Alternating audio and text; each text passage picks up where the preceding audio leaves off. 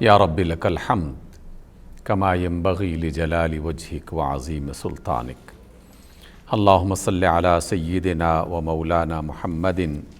وعلی آل سیدنا و مولانا محمد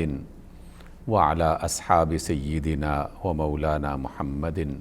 وبارک وسلم علیہ۔ ہم اس ماہ مبارک میں قرآن مجید کو اول سے لے کر آخر تک اس طرح سے پڑھنے کی کوشش کر رہے ہیں کہ جس میں تمام سورتوں کا خلاصہ اور اس میں جو موجود تعلیمات ہیں ان کے بارے میں آگاہی حاصل کر سکیں، کیونکہ اسے قرآن کا مہینہ قرار دیا اور اس کی عبادات میں سے روزے کے ساتھ ساتھ ایک بہت بڑی عبادت قرآن مجید کو سیکھنا بھی ہے، اور اس کے لیے مختلف طریقے لوگوں نے اختیار کیے، اور ہم نے یہ طریقہ اختیار کیا ہے کہ ہر نشست میں اور ہر ملاقات میں قرآن مجید کے ایک مناسب حصے کا خلاصہ آپ کی خدمت میں پیش کیا جائے، اور اللہ تعالیٰ سے یہ توفیق مانگتے ہوئے کہ اللہ تیری اس کتاب مبارک کو ہم نے جو سیکھنے کی کوشش کی ہے، نہ صرف اس کوشش کو اپنی بارگاہ میں قبول فرما بلکہ ان تعلیمات کو ہماری زندگیوں کا حصہ بھی بنا، تاکہ دنیا میں کامیابی اور آخرت میں نجات کا اسے ذریعہ بنایا جائے۔ سامعین گرامی، جب ہم مختلف تقاریر کی بنیاد پر صرف اسلام سیکھتے ہیں تو اس میں ہر ایک شخص اپنے نظریات کو، اپنے افکار کو اور اپنے خیالات کو لوگوں کے سامنے پیش کرتا ہے، اور اسی طریقے سے مختلف جماعتوں گروہوں نے کچھ ایسے طریقے اپنا لیے ہیں جس کی وجہ سے ہمیں اسلام بکھرا ہوا اور الگ الگ انداز میں سامنے آتا ہوا دکھائی دیتا ہے، اور اس کی بنیاد پر ہم پورے اسلام پر عمل نہیں کر پاتے۔ لیکن جو طریقہ ہم نے اختیار کیا ہے، اس کی بنا پر جب پورے قرآن سے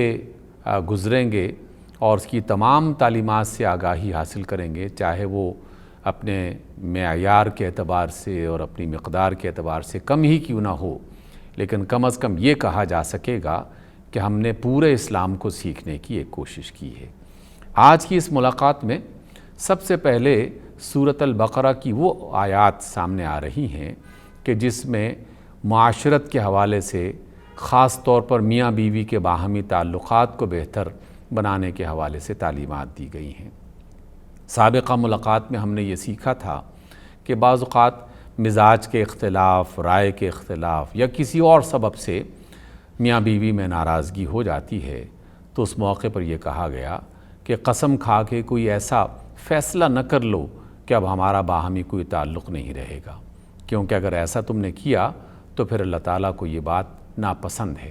اور اس کے لیے 4 ماہ کی مدت متعین کی گئی، اور اس بات کی کوشش کسی نہ کسی طریقے سے خاندان والوں کو بھی اور ان افراد کو بھی کرتے رہنا چاہیے کہ کسی طریقے سے صلح ہو جائے اور رجوع ہو جائے۔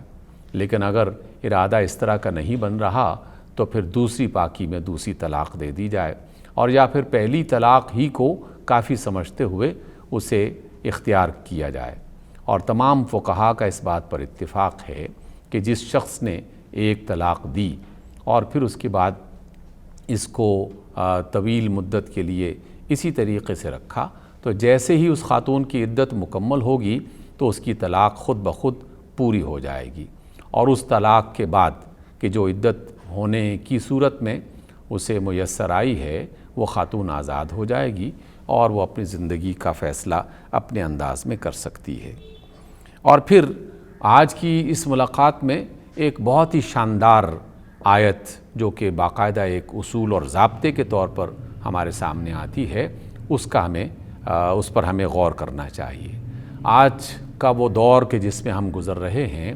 آئے دن حقوق کی بنیاد پر کبھی عورتوں کو مردوں کے مقابلے میں کھڑا کر دیا جاتا ہے، کبھی مردوں کو عورتوں کے مقابلے میں کھڑا کر دیا جاتا ہے، تو اللہ تعالیٰ نے ایک اصولی فیصلہ سنا دیا کہ وَلَهُنَّ مِثْلُ الَّذِي عَلَيْهِنَّ بِالْمَعْرُوفِ، کہ خواتین کے حقوق وہی ہیں کہ جس طرح ان پر ذمہ داریاں ہیں۔ وَلِلرِّجَالِ عَلَيْهِنَّ دَرَجَةٌ، ہاں البتہ گھر کے نظام کو ایک منظم طریقے سے چلانے کے لیے مردوں کو اس کا نگران، اس کی ذمہ داری دی گئی ہے، اور یہ ہر ادارے کے لیے اور ہر سسٹم کے لیے لازم ہے کہ کوئی نہ کوئی ایسا فرد کہ جو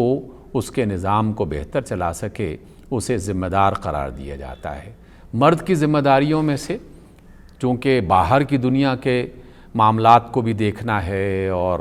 مال کما کے اپنے گھر کی کفالت، اپنے گھر میں تمام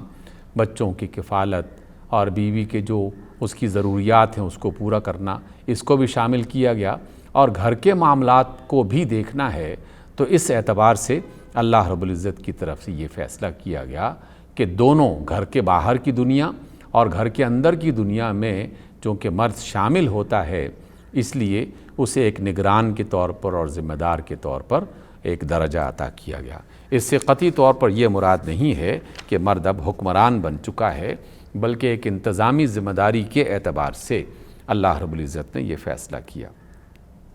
پھر اللہ رب العزت نے یہ اس میں بھی ایک تعلیم دے دی کہ بعض اوقات مرد نہیں چاہتا کہ وہ اپنی خاتون کو، اپنی بیوی کو طلاق دے، لیکن وہ خاتون جو ہے وہ مختلف وجوہات کی بنا پر ایسے فرد کے ساتھ نہیں رہنا چاہتی، تو کیا اس کے لیے بھی کوئی طریقہ ہے؟ تو اس کے لیے خلا کا جو قانون ہے وہ بتایا گیا کہ اگر خاتون جو ہے وہ یہ چاہتی ہے کہ وہ اپنے میاں سے علیحدگی اختیار کر لے تو طلاق کا حق تو میاں کے پاس ہے، لیکن خلا کی صورت میں وہ خاتون اپنے میاں سے علیحدگی اختیار کر سکتی ہے، اور خلو کے جو معاملات ہیں اس کو شرعی اعتبار سے پورا کیا جائے، اور اس میں یہ کہا گیا کہ اگر وہ اس کے بدلے میں کچھ دینے دلانے کا اہتمام کر لے تو یہ بہت اچھی بات ہے۔ یہ اللہ تعالیٰ کی حدود ہیں جن کی پاسداری کا باقاعدہ حکم دیا گیا۔ پھر اس کے بعد یہ بھی فرمایا گیا اللہ تعالیٰ کی طرف سے، یہ تعلیم دی گئی کہ دیکھیے ایک طلاق کے بعد تو رجوع ہو سکتا ہے، اور اگر کسی شخص نے طلاق دے دی، اس کے بعد عدت پوری ہو گئی، اگرچہ وہ خاتون آزاد ہو چکی ہے اور وہ کسی نئی جگہ پر اپنی عدت کو مکمل کرنے کے بعد اختیار کر سکتی ہے اور کسی دوسرے مرد سے شادی کر سکتی ہے، لیکن اگر کوئی ایسی صورت ہے کہ وہ خاتون جو ہے وہ اس نے ایک طویل مدت تک اس طلاق کی حالت میں زندگی بسر کی لیکن اس نے نئی جگہ پر شادی نہیں کی، تو وہ کسی بھی صورت میں کسی بھی وقت وہ واپسی اختیار کر سکتی ہے، اور اس صورت میں تجدید نکاح اور مہر اور اس کے باقی جو شرائط سے پوری کرنی ہوں گی۔ لیکن اللہ نے یہاں یہ فرما دیا کہ اگر کسی شخص نے ایک طلاق دے دی، پھر دوسری طلاق بھی مکمل ہو گئی اور پھر تیسری طلاق بھی مکمل ہو گئی، تو اب رجوع کا جو حق ہے یہ ختم ہو گیا، کیونکہ اللہ تعالیٰ بہتر جانتا ہے، اور ویسے بھی منطقی اعتبار سے بھی اگر غور کیا جائے تو یہ قطعی طور پر نامناسب ہے کہ میاں بیوی باہم طلاق دیتے رہیں اور تمام تر ضابطے اور شرائط سمجھانے کے باوجود وہ اچھے طریقے سے زندگی بسر نہ کریں، اور پھر رجوع پر رجوع ہوتا رہے، جو سابقہ جاہلیت کے زمانے میں کفار کے ہاں ہوا کرتا تھا۔ تو اللہ تعالیٰ نے اس کی پابندی لگا دی کہ جب 3 طلاقیں ہو گئیں تو اب رجوع نہیں ہو سکتا۔ ہاں ایک صورت ہے کہ اگر 3 طلاقوں کے بعد وہ خاتون اور کسی اور مرد سے اس کی شادی ہو جاتی ہے، لیکن اس میں کوئی باقاعدہ طے شدہ شرط یہ نہ ہو کہ بس اتنی مدت کے لیے ہم نکاح کریں گے اور اس کے بعد تم طلاق دے دینا اور میں واپس پھر اپنے میاں کے ساتھ نکاح کر لوں گی، اس کام کو حلالہ کہا گیا، اور رسول اللہ صلی اللہ علیہ وسلم نے حلالہ کرنے والے اور حلالہ کروانے والی خاتون جو ہے ان دونوں کو ملعون قرار دیا۔ گویا کہ بنیادی تعلیم جو دی جا رہی وہ یہ کہ تم سوچ سمجھ کر جب شادی کرتے ہو تو پھر سوچ سمجھ کر ہی علیحدگی اختیار کرو، اور اس علیحدگی کے اختیار کرنے میں اللہ کی طرف سے جو ضابطے بنائے گئے ہیں تمہیں ان کا خیال رکھنا چاہیے۔ اور پھر ساتھ ساتھ یہ تعلیم بھی دی گئی کہ جب عورت کو عدت کے بعد نکاح کی آزادی ہو گئی ہے تو پھر مردوں کو اس میں رکاوٹ نہیں بننا چاہیے۔ ہمارے جاہلی دور میں بھی اور آج کی جاہلیت کے زمانے میں بھی چاہے لوگ پڑھ لکھ کے جو مرضی ڈگری حاصل کر لیں، لیکن محض اپنی غیرت کے نام پر یا اپنی ذاتی نفرت کی بنیاد پر اور غصے کی بنیاد پر وہ طلاق بھی دے چکے ہوتے ہیں، اور خاتون کو نئی جگہ نکاح کرنے کی آزادی بھی ہوتی ہے، لیکن محض اپنا ہاتھ ان پر غالب رکھنے کے لیے اور ظلم کے اس راستے کو اختیار کرنے کے لیے وہ رکاوٹ بننے کی کوشش کرتے رہتے ہیں۔ اللہ تعالیٰ نے باقاعدہ اس چیز سے منع کر دیا۔ پھر اس میں بیوہ کے حوالے سے کہ جن خواتین کے میاں وفات پا جائیں تو بیوہ جو ہے وہ کتنی عدت گزارے، تو اللہ تعالیٰ نے باقاعدہ اس کی مدت کا تعین کر دیا اور فرمایا کہ 4 مہینے 10 دن تک وہ اس عدت کو اختیار کریں گے اور اس کے بعد پھر زندگی کا دوسرا مرحلہ شروع ہوگا۔ ہاں، عدت کے دوران یہ کہا گیا کہ کسی بھی شخص سے، کسی بھی دوسرے فرد سے نکاح کرنے کا فیصلہ نہ کیا جائے۔ ہاں، البتہ پسند اور ناپسند کے اعتبار سے کچھ اشارات اس طرح کے دیے جا سکتے ہیں خاندان کے افراد کے ذریعے سے کہ جس کی بنا پر یہ فیصلہ ہو جائے کہ عدت کے گزارنے کے بعد پھر ہم نکاح کر سکتے ہیں۔ یہ تعلیم بھی دی گئی اور پھر یہ بھی ساتھ ساتھ تعلیم دی گئی کہ تم ان ازدواجی تعلقات کو بنانے یا توڑنے دونوں صورتوں میں احسان کا معاملہ اختیار کرو۔ احسان کا معنی ہے اچھا برتاؤ، اچھا طریقہ، اچھا سلوک، کیونکہ یہی ایک اچھے انسان کی علامت ہے کہ وہ محبت کی صورت میں یا اختلاف کی صورت میں ظلم کے راستے سے اپنے آپ کو بچا کے رکھتا ہے۔ اللہ تعالیٰ نے یہ ہمیں تعلیم دی ہے۔ پھر آج کی اس ملاقات میں ایک بہت ہی اہم معاملے کی طرف رہنمائی کی گئی۔ بنی اسرائیل میں ایک نبی تھے سموئیل کے نام سے، اور اس دور میں جب وہ بوڑھے ہو گئے تو ان کی قوم نے یہ مطالبہ کیا کہ ہمارے لیے کسی حاکم کا بندوبست کیا جائے اور جو مضبوط اور توانا ہو۔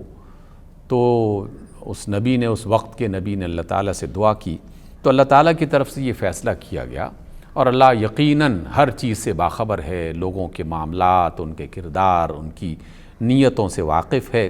اس کی بنیاد پر وہ فیصلے فرماتے ہیں۔ تو اللہ تعالیٰ کی طرف سے فیصلہ کیا گیا اور اس نبی کو وحی کی گئی کہ ہم نے طالوت نام ایک شخص کو تمہارا بادشاہ مقرر کیا ہے۔ جب سموئیل نبی نے اپنی قوم کو بتایا کہ اللہ رب العزت نے جناب طالوت کو بادشاہ بنایا ہے، تو اس قوم کا جو اعتراض تھا وہ قابل غور ہے، اور آج کے دور میں ہمیں اپنے معاملات کو اور اپنے حالات کو دیکھتے ہوئے اس پر ضرور سوچنا چاہیے۔ قوم کا اعتراض یہ تھا کہ یہ شخص کیسے بادشاہ بن سکتا ہے، یہ تو غریب آدمی ہے، اس کے پاس تو پیسے نہیں ہیں، مال و دولت کی کثرت نہیں ہے۔ اور آج دیکھیے ہم اس پڑھے لکھے دور میں اور 21ویں صدی میں داخل ہونے کے بعد بھی اپنے ملکوں کا جائزہ لیں تو جو لیڈرشپ اور قیادت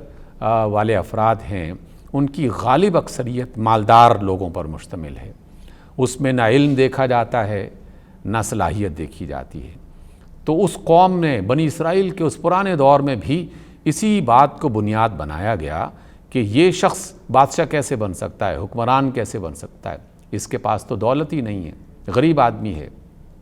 تو اللہ تعالیٰ کی طرف سے کیا جواب دیا گیا؟ اللہ تعالیٰ کی طرف سے جواب دیا گیا کہ اللہ نے اسے علم اور حکمت سے نوازا ہے۔ اس بنیاد پر اللہ نے یہ تعلیم عطا فرمائی کہ حقیقت میں لیڈرشپ کے لیے جو بنیادی ریکوائرمنٹ ہے وہ اس کا عالم ہونا، دانا اور عقلمند ہونا، صاحب علم ہونا، اور اس کے ساتھ ساتھ اختیار کی قوت حاصل کرنا کہ جس کی بنیاد پر وہ اپنے معاملات کو چلا سکتا ہو، اس کو اختیار کیا گیا ہے۔ پھر اس کے بعد اللہ تعالیٰ نے جب یہ فیصلہ فرما دیا تو جناب طالوت کی قیادت میں جو مقابل کا دشمن تھا، کافروں کی قوم کا سردار، اس کا نام جالوت تھا۔ تو جالوت کے مقابلے کا وقت آ گیا۔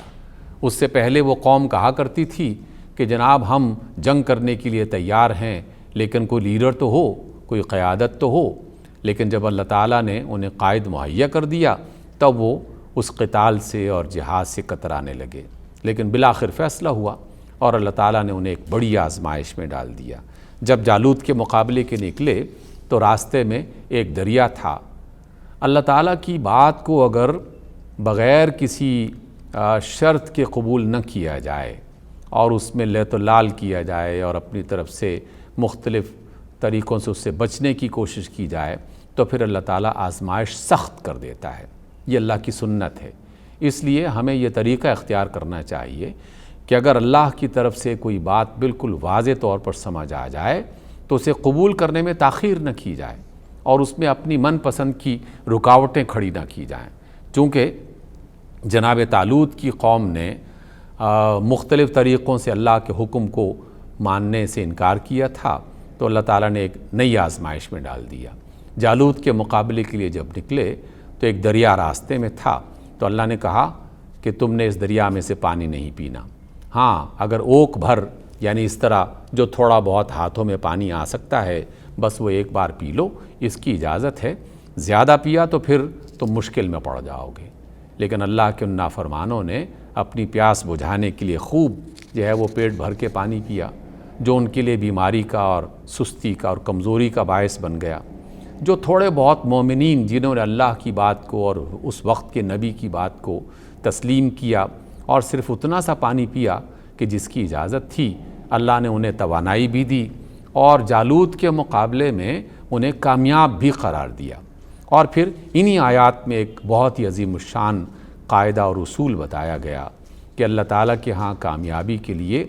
کسی فوج یا کسی قوم کی کثرت یہ اصل نہیں ہے، اصل ہے ان کا ایمان، ان کا ارادہ، ان کا عزم اور ان کا اخلاص، جس کی بنا پر وہ میدان میں جب اترتے ہیں تو پھر بعض اوقات انتہائی کم تعداد میں جو موجود لشکر ہیں اللہ تعالیٰ انہیں بھی کامیابی عطا کر دیتا ہے۔ یہ ہمیں بدر میں بھی دکھائی دیا اور سابقہ ادوار میں بھی ایسا ہی ہوتا رہا۔ پھر اس میں ایک اور چیز بھی آج کی اس ملاقات میں اللہ تعالیٰ کی طرف سے تعلیم دی گئی اور یہ فرمایا گیا کہ اللہ رب العزت یہ قوموں کے عروج اور زوال کے فیصلے کرتا رہتا ہے۔ کسی بھی قوم کو جب ترقی دیتا ہے اور وہ ایک خاص درجے میں پہنچ جاتی ہے تو پھر اس میں مختلف قسم کی کمزوریاں اور خرابیاں وجود میں آنے لگتی ہیں اور اللہ پھر اس کے زوال کا بندوبست کر دیتا ہے۔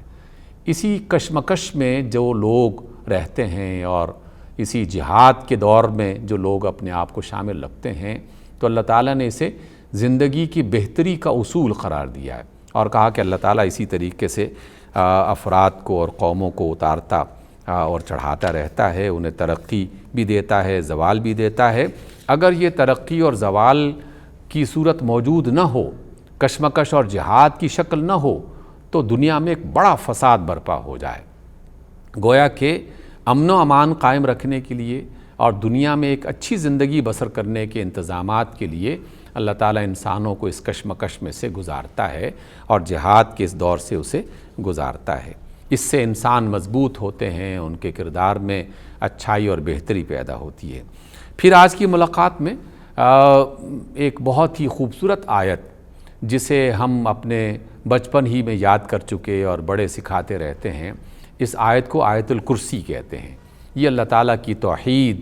اللہ تعالیٰ کی عظمت، اس کے اختیارات، اس کی سلطنت اور آخرت میں اس کے فیصلے کے جو انداز ہیں یہ اس کے حوالے سے ہمیں تعلیم عطا کرتی ہے کہ اللہ وہ ذات ہے کہ جو زندہ اور قائم رہنے والی، اسے کوئی زوال نہیں ہے، نہ اسے اونگ آتی ہے نہ نیند اسے ستاتی ہے۔ آسمانوں اور زمین میں جو کچھ بھی ہے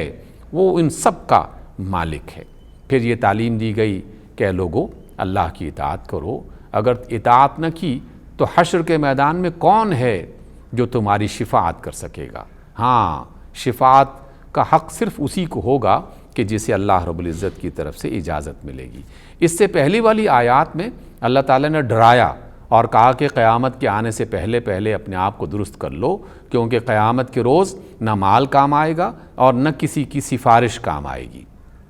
اس سے ایک خیال انسان کے ذہن میں ہوتا ہے کہ کیا قیامت کے بعد کسی بھی طریقے سے سفارش کا سلسلہ نہیں ہوگا اور پورے طریقے سے اس کو بس بند کر دیا جائے گا؟ تو اللہ تعالیٰ نے آیت الکرسی میں اس کی وضاحت فرما دی کہ نہیں، سفارشوں کے سلسلے ہوں گے لیکن وہ صرف افراد کر سکیں گے کہ جنہیں اللہ تعالیٰ کی طرف سے اذن اور اجازت ہوگی۔ ایسا نہیں ہے کہ کوئی بھی شخص اٹھ کر اللہ کی بارگاہ میں کھڑے ہو کر اپنے من کی بات کہہ سکتا ہو۔ پھر ایک اور عظیم الشان بات آج کی اس ملاقات میں اللہ تعالیٰ کی طرف سے سکھائی گئی اور وہ ایک چھوٹا سا جملہ بنتا ہے، یہ بھی دین اسلام کی ایک بنیاد قرار پاتی ہے۔ اللہ فرماتے ہیں کہ لا اکراہ فی الدین، دین میں کوئی جبر اور کوئی زبردستی نہیں ہے۔ بعض افراد نے اس کی غلط تفسیر بیان کر کے دین میں جو احکام ہیں اللہ تعالیٰ کی طرف سے، جو فرائض ہیں، ان کے بارے میں بھی یہی بات کہنا شروع کر دی کہ جناب اگر کوئی شخص نماز نہیں پڑھتا، روزے نہیں رکھتا، حرام اور حلال کا خیال نہیں رکھتا تو کوئی فرق نہیں پڑتا، تمہیں انہیں کہنے کی اور اس کے لیے قانون ضابطہ بنانے کی ضرورت نہیں ہے، کیونکہ اللہ نے کہہ دیا ہے کہ دین میں کوئی جبر نہیں ہے۔ حالانکہ اس آیت کا تعلق در حقیقت دین کو قبول کرنے اور نہ قبول کرنے کے بارے میں ہے، یعنی وہ غیر مسلم افراد جو یقیناً دنیا میں آج کے اس دور میں کروڑوں کی تعداد میں موجود ہیں، لیکن کسی مومن مسلمان کو اس کی اجازت نہیں ہے کہ وہ جبر کی بنیاد پر زبردستی کسی غیر مسلم کو مسلمان بنائے اور اسے زبردستی کلمہ پڑھا کر اسے مومن ڈکلیئر کرنے کی کوشش کرے اور اسے وہ اپنا اعزاز سمجھے، کیونکہ اس کا تعلق دین کو قبول کرنے، اللہ کی توحید اور ایمانیات اور اللہ کی باتوں کو تسلیم کرنے کا تعلق دل سے ہے۔ اگر کوئی شخص ظاہری طور پر کہہ بھی دیتا ہے، وہ جو اقبال نے فرمایا ہے کہ زبان سے کہہ بھی دیا لا الہ تو کیا حاصل، دل و نگاہ مسلمان نہیں تو کچھ بھی نہیں، تو جبر کی بنیاد پر کلمہ پڑھوانا نہ اللہ کی منشا ہے اور نہ ہمیں اس کی اجازت ہے۔ ہاں، اللہ نے دین اسلام کو لوگوں کے سامنے پیش کر کے انبیاء کے ذریعے سے انہیں سمجھانے کا اہتمام کر دیا اور اس کے بعد انہیں آزادی دے دی کہ وہ چاہیں تو اسلام کو قبول کریں اور اللہ کے اچھے اور پاکیزہ اور پسندیدہ بندوں میں شامل ہو جائیں، اور اگر ایسا نہیں ہے تو یقیناً اللہ تعالیٰ قیامت کے روز اس کا حساب لے گا۔ پھر اس کے بعد دو ایسی مثالیں پیش کی گئیں کہ جن کا تعلق اللہ تعالیٰ کے اختیار، اس کی قدرت کے ساتھ بھی ہے، اور زندگی کے بعد موت اور موت کے بعد دوبارہ زندگی اختیار کرنے کے حوالے سے کہ اللہ تعالیٰ یہ فیصلہ کیسے کرے گا۔ ایک جناب عزیر علیہ السلام کا ذکر ملتا ہے کہ وہ ایک بستی کے پاس سے گزرے، جو بستی بالکل ویرانہ بن چکی تھی، ایک عرصہ ہو گیا وہ تباہ ہو چکی تھی۔ بس انہوں نے یہ سوال کیا کہ اس مردہ بستی کو جو تباہ و برباد ہو چکی ہے کیسے زندہ کیا جائے گا؟ اللہ تعالیٰ نے اس شخص کو موت دے دی اور وہ ایک طویل مدت تک اسی موت کی حالت میں رہے۔ ایک طویل مدت کے بعد جب انہیں اٹھایا گیا، یعنی انہیں دوبارہ زندگی دی گئی، تو ان سے کہا کہ دیکھو تم اپنے کھانے کی طرف جو تمہارے پاس موجود تھا اس کا حال کیا ہے؟ جب انہوں نے کھانے کی طرف دیکھا تو وہ بالکل تر و تازہ تھا، اور پھر کہا کہ اچھا جس گدھے پر تم سواری کر کے آئے تھے اس گدھے کو دیکھو کہ اس کا حال کیا ہے، تو کیا دیکھتے ہیں کہ مٹی کا ایک ڈھیر ہے، اور پھر دیکھتے ہی دیکھتے اللہ کے اذن سے اس ڈھیر میں حرکت پیدا ہوئی، اس میں سے ہڈیاں نکلنا شروع ہو گئی، ان پر گوشت چڑھنا شروع ہو گیا، پھر اس پر کھال بن گئی اور وہ گدھا اپنی اصلی حالت میں واپس آ گیا۔ تو اللہ تعالیٰ نے اس پاکیزہ انسان کو باقاعدہ ایک تجربے سے گزارنے کے بعد دونوں باتیں سکھا دیں کہ اللہ کا قانون اس کائنات میں ہر چیز پر لاگو ہوتا ہے اور وہ چلتا ہے۔ ایک طرف کھانا ہے جو جلد خراب ہو جانے کی صلاحیت رکھتا ہے، لیکن اللہ کا حکم آیا اور وہ کھانا تر و تازہ رہا اور سال ہا سال تک تر و تازہ رہا، وہ خراب نہ ہوا۔ اور دوسری طرف ایک جاندار چیز ہے جس کو مرنے میں اور فنا ہونے میں وقت لگتا ہے، لیکن اللہ نے اسے بالکل فنا کر کے مٹی کا ڈھیر بنا دیا، اور جب اسے زندہ کرنے کا ارادہ کیا تو بس لمحوں میں اسے زندہ کر دیا۔ بالکل اسی طرح کی ایک دوسری بات کی اور مثال جناب ابراہیم علیہ السلام کے حوالے سے بھی ہے۔ جناب ابراہیم اگرچہ اللہ کے برگزیدہ نبی تھے، ایمان کے حوالے سے کوئی شک و شبہ نہیں کیا جا سکتا، لیکن جناب ابراہیم نے ایک اللہ تعالیٰ کی حکمت کی بنیاد پر ہی یہ سوال کیا ہوگا، یقیناً اللہ نے یہ بات ڈالی، انہوں نے سوال کر دیا کہ اللہ تو نے جو یہ کہا ہے کہ میں مردے کو زندہ کر دوں گا تو یہ کیسے ہوگا؟ اب اللہ تعالیٰ نے یہ نہیں کہا کہ میں ایسے زندہ کروں گا، بلکہ پہلے یہ بات کہی کہ کیا اے ابراہیم آپ کو ایمان نہیں ہے، یقین نہیں ہے کہ میں ایسا کر سکتا ہوں؟ جناب ابراہیم فرماتے ہیں کہ نہیں، ایمان تو ہے، یقین بھی ہے کہ آپ ایسا کر سکتے ہیں، بس دل کا اطمینان چاہتا ہوں۔ اس پر اللہ کے نیک بندوں نے اور اولیاء نے اور پاکیزہ انسانوں نے ایک اشارہ دیا اور حکمت سکھائی ہے کہ اطمینان، جو دل کا اطمینان ہے، اس کو حاصل کرنے کے لیے اگر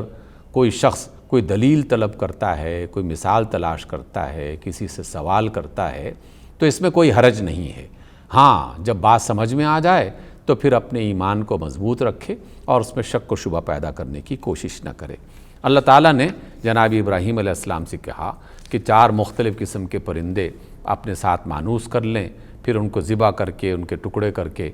پہاڑیوں کے مختلف حصوں پر ان کو رکھ دیں، اور پھر ہر ایک جانور کا نام پکاریں تو وہ جانور چلتا ہوا آپ کے پاس آ جائے گا۔ اور جناب ابراہیم علیہ السلام نے یہ سارا منظر اپنی آنکھوں سے دیکھا اور انہیں اطمینان کی وہ کیفیت حاصل ہو گئی جو واقعی ایک برگزیدہ نبی کو حاصل ہونی چاہیے۔ یہ بھی اللہ کی سنت ہے کہ جس شخص پر جتنی بڑی ذمہ داری وہ دیتا ہے اور رکھتا ہے، اسے اسی قدر ایمان کی مضبوطی بھی عطا کرتا ہے، اور ایمان کی مضبوطی کے لیے معجزات کی صورت میں، مختلف جو ہے وہ فیصلوں کی صورت میں اللہ تعالیٰ اہتمام کرتا رہتا ہے۔ پھر اس کے بعد اللہ تعالیٰ نے آج کی اس ملاقات میں جو ہمیں تعلیم دی ہے، اس تعلیم کا تعلق ہمارے باہمی تعلقات میں ایک دوسرے کی مدد کرنے کے ساتھ ہے، اور کہا کہ جب بھی تم کسی کی مدد کرو تو 2 باتوں کا لحاظ کرنا۔ ایک تو لحاظ یہ کرنا ہے کہ جس پر احسان کرو اس پر احسان جتاؤ مت۔ ایسا نہ ہو کہ مختلف موقعوں پر یہ جتاتے رہو کہ فلاں موقع پر ہم نے تمہارے ساتھ اچھا برتاؤ کیا تھا، فلاں موقع پر ہم نے تمہاری مدد کی تھی۔ اللہ تعالیٰ کو یہ بات پسند نہیں ہے۔ اور دوسری بات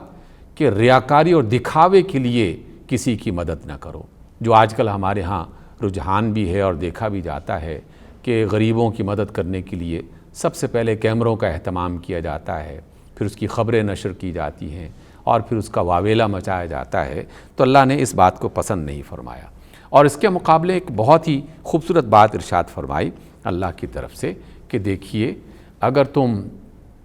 ایسا احسان کر رہے ہو کہ جس میں مالی معاونت کی، مدد کی، اور پھر اس کو جتانے کا یا دکھانے کا اہتمام اس میں شامل ہو گیا، تو اس سے تو بہتر ہے کہ تم کسی بندے کی رہنمائی کر دو۔ اور فرمایا کہ قول معروف، ایک اچھی بات کہنا، ایک اچھی بات سکھانا، یہ اس احسان اور مدد سے زیادہ بہتر ہے کہ جس احسان اور مدد کے بعد کوئی شخص احسان جتاتا ہے یا اس میں دکھاوے کا عنصر شامل ہو جاتا ہے۔ اس اعتبار سے اللہ رب العزت نے